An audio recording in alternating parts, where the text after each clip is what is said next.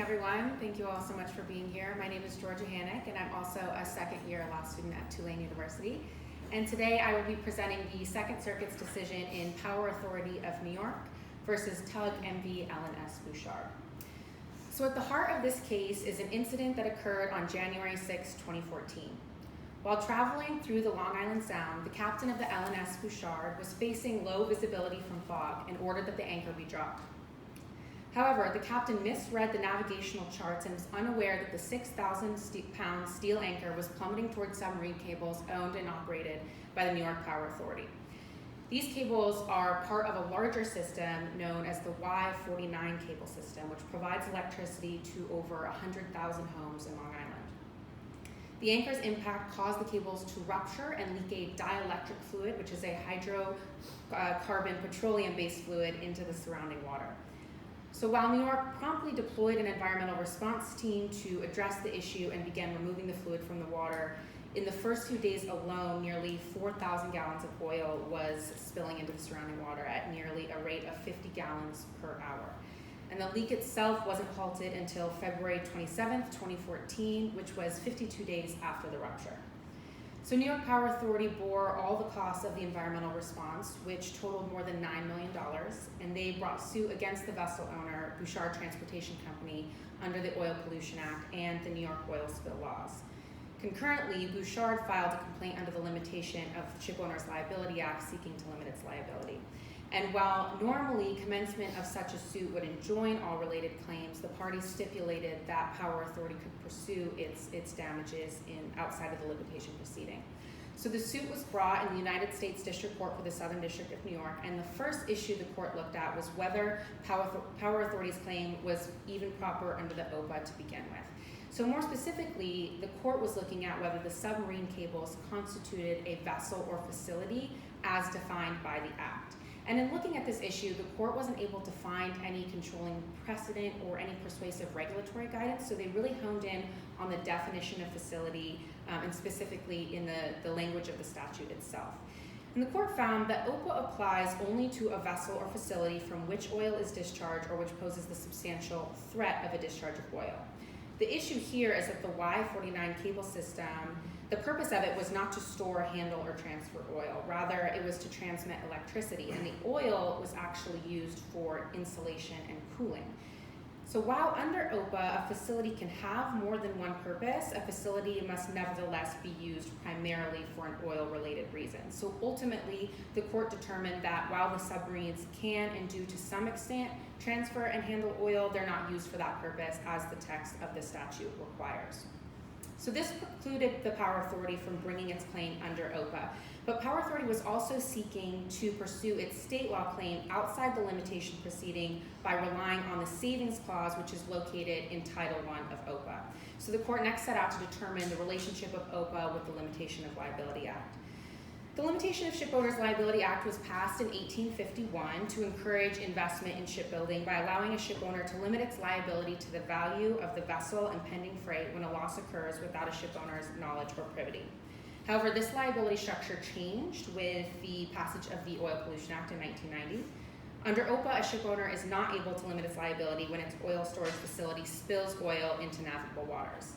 As I mentioned, OPA also contains a savings clause, which allows states to impose additional requirements with respect to the discharge of oil. So essentially, OPA's regulations are the floor for liability possibilities. And in looking at this issue, the court relied on precedent from the Supreme Court in United States v. Locke, which in 2000 held that a Washington state law was preempted by federal regulations governing oil tankers. Washington State, in that case, much like Power Authority in the noted case, had attempted to rely on the savings provision in Title I of OPA, but the Supreme Court held that that clause is limited to regulations governing liability and compensation for oil pollution and did not extend to any further regulation governing anything else like vessel operation, design, or general vessel conduct. So the Southern District of New York interpreted this to mean that OPA's saving provision cannot preempt the Limitation Act for state oil spill claims unless such claims fit properly within OPA itself. And because the court had already determined that Power Authority's claim was not proper under OPA, the Southern District found that the Limitation Act undoubtedly encompassed the state claim and ordered that Power Authority pursue its damages in the related limitation proceeding. So the limitation proceeding is actually still going on. Power Authority did move for summary judgment, seeking to deny Bouchard limitation or exoneration, but that summary judgment was denied.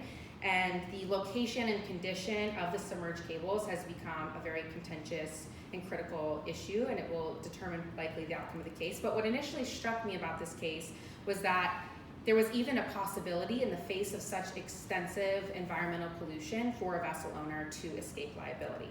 So while I think that the court's reasoning in Power Authority was consistent with prior jurisprudence and rightfully held that Power Authority did not bring a proper claim under OPA, I focused my analysis in my case note on whether the Limitation Act should even apply to cases of environmental pollution.